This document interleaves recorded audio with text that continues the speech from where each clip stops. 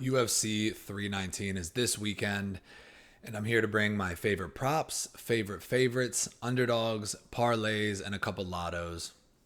If you're here, like and subscribe. I'm dropping weekly content, trying to be as active as possible, as consistent as possible, and I'm always trying to do more research, figure out ways to be more profitable and more accurate as we go. I've been doing this for some time, and as we know, this is a game of streaks. It's up and down. At the end of the day, these are fights. So we can make educated guesses. I have a couple hypotheses for this card, but as you know, you got to do your own research, make your own picks, and at the end of the day, I'm just giving out my opinions and what I see based on my research. So we'll get right into it. UFC 319 is going to be a banger. We will start with my confident winners. In other words, my favorite favorites. I like Karine Silva this week at minus 205. I think she is going to be too much for Deone Barbosa to handle. Deone Barbosa is stepping in on very short notice. Karine Silva has 18 wins, 17 of which come inside the distance. And we'll talk about that when I get to my favorite props as well. I think she's going to be just too much overall. Deone Barbosa is known to gas. Karine Silva, outside of her last fight, has looked great so far in the UFC. So we're rocking with Karine Silva. Next pick, old man Edson. Edson Barbosa to get it done against Drakkar Klose. I think Drakkar Klose is good, and I do think there is an opportunity for him in terms of his path to victory, that he could potentially use wrestling to secure a control-based decision. But I think Edson Barbosa is going to be too tricky on the feet, and I think he's going to be able to defend the takedowns, at least until he's able to hurt Drakkar Klose, and then the takedowns won't be as much of a threat. Next, we have Michael Venom Page.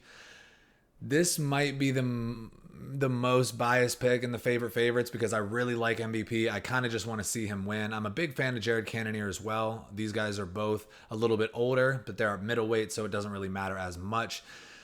Jared Cannonier has taken a lot more damage than MVP has in his career, especially as of late. Although he did look good against RoboCop in his last fight, MVP has looked pretty solid in his UFC tenure so far as well.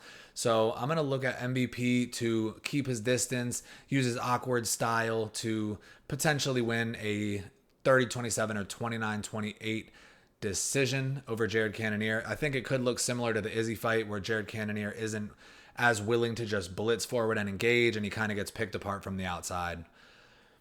And next I got Carlos Prates. I think Carlos Prates is too primed. He's too young. His frame and his style of striking is going to be too much for Jeff Neal to deal with. Jeff Neal is solid. He is tough. He has good technical boxing, but he gets hit a lot. Carlos Prates is, he's susceptible to get hit. It's a fight. But does he get hit as much as Jeff Neal? No. Do I think he has more power than Jeff Neal? Yes. Do I think he's a more dynamic striker than Jeff Neal? Yes. I think this is going to be a stand-up fight, so give me the better striker in Carlos Prates. Next, we'll move to the favorite props. I like Karine Silva inside the distance. Like I said, she has 18 wins, 17 of which come inside the distance. So you're giving me almost 3-1 odds on that happening again on a short notice opponent who's known to gas. I'll take that. That to me is value, and that's why it made it into the favorite prop section. Obviously, all of these favorite props that you see on the screen, they all hit last week, but we're going for a little bit bigger plus money this week because it's a big card. It's going to be very fun. The chances of all these hitting, very, very slim. But like I said, I just wanted to post lines that had value in my opinion. And then we go to Barbosa by knockout. Drakkar Klose is a little bit chinny. He's taken a lot of damage. He's had to deal with a lot of injuries. He hasn't necessarily been the most active fighter over the years.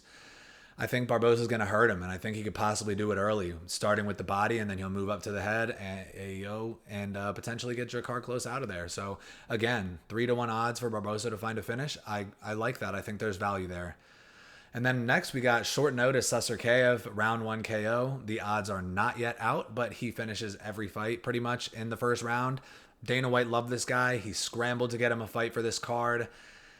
And I think they're giving him an absolute showcase here.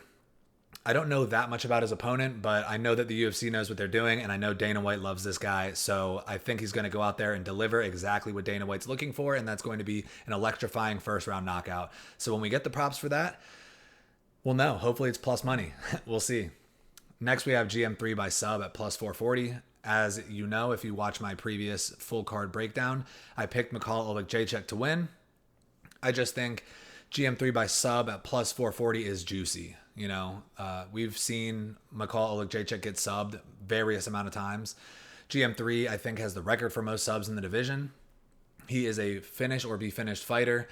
So in the off chance that McCall Olekjacek doesn't find an early finish, which I think is possible, GM3, although slow, he has decent boxing. He could potentially pressure against the cage, find a takedown, take the back, and submit McCall Olekjacek. And I think at almost 5-1 odds, that's pretty valuable as well. Next, we got Tim Elliott and Kai Asakura. Fight to go the distance, no, at minus 102. This one was tough for me. I wanted to add it because I have a feeling Asakura is going to win by knockout. And his knockout prop, I think, is 2-1. So plus 200. That also has some value in it. And I think if Tim Elliott is to win, see, this is where I shoot myself in the foot because I picked Tim Elliott on some underdog shit just because he's a crafty vet. But I'm starting to feel like Asakura is probably going to finish the fight. Tim Elliott could find a submission. I doubt it. I think Asakura is going to be able to get it done. That's going to be a little pick flip for me. I couldn't get Tim Elliott out of my mind, but that's neither here nor there. I think Asakura has a chance to knock him out here. So fight to go the distance at even money, or fight to go the distance no at even money, I'll take it. Murphy by decision. Lerone Murphy is taking on Aaron Pico in his UFC debut. We've seen it time and time again. Bellator fighters from other promotions, they come in here, they get a high-level ranked opponent, and then it does not go the way that they expect it to go. Aaron Pico is very dangerous. He has explosive striking and very good offensive wrestling as well. Would I be surprised if Aaron Pico wins? No, he's the favorite. But I do think Murphy by decision, that's kind of how he wins a lot of his fights at plus 235. And a guy that I'm picking, money line. Yeah, Murphy money line plus 135. Add another 100 on that for the decision, which I think is his path to victory. Stay on the outside, avoid the danger, and land strikes from range. Give me Lerone Murphy decision plus 235. And then next, of course, Carlos Prates by knockout at plus 125, just like I said for the favorites. Longer, taller, more dynamic striker. And I don't see this being a grappling match. I think these two guys are going to go out and strike. Jeff Neal gets hit a lot, and I think Carlos Prates is going to hit him a lot and finish him, probably within the first 2 rounds. Next, we will move to the underdogs. I got Nursultan Ruziboyev. I'm a big Brian Battle fan, but Nursultan Ruziboyev at plus 138. It was higher earlier in the week. I'm posting this video on Thursday night, so I'm using the odds as of Thursday night before the fights. I just can't help but to think he's going to be a tricky match for Brian Battle. He's taller, longer.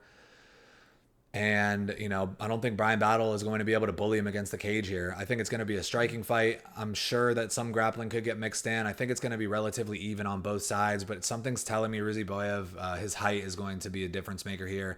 I think he's going to be able to land at range and potentially find some scrambles in the grappling department as well. But I got to say, I am rooting for Brian Battle, and of course, Brian Battle is live. But my pick was made when Brian Battle was a minus 200 favorite. I just thought that was a bit steep for a fight that I would line closer to a pick'em. So an interesting underdog for me is Nursultan Ruziboyev. And then my second underdog, Lerone Murphy, plus 135 against the UFC newcomer Aaron Pico. I think he has a pretty good chance to show that he belongs with the upper echelon of the division. He's going out of his way to take this fight, giving a guy who's coming in for his first fight in the UFC an opportunity to break into the top 10.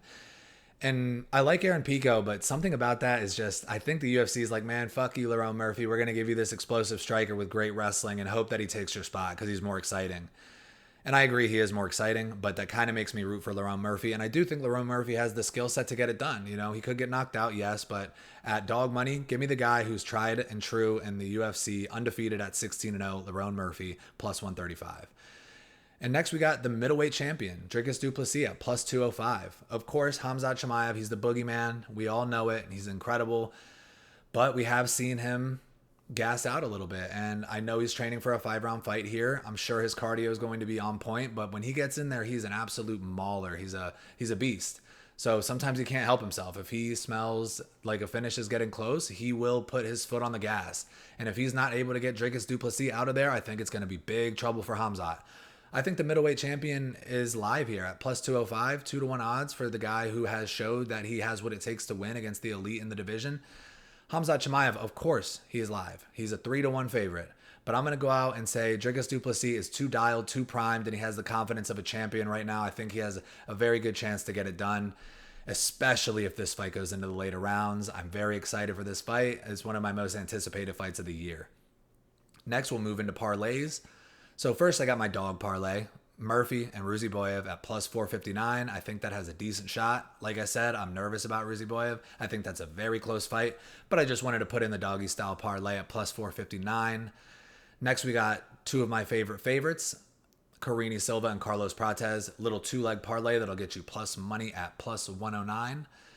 And then another of my favorite favorites, that's Barboza and MVP at plus 158, another two-leg with plus money. And then go ahead and put all four of those together, Carini Silva, Carlos Prates, Michael Venom Page, and Edson Barboza, all to win at UFC 319 at plus 459. If we sweep the confident winners, that four-leg parlay will hit. So we'll see what happens.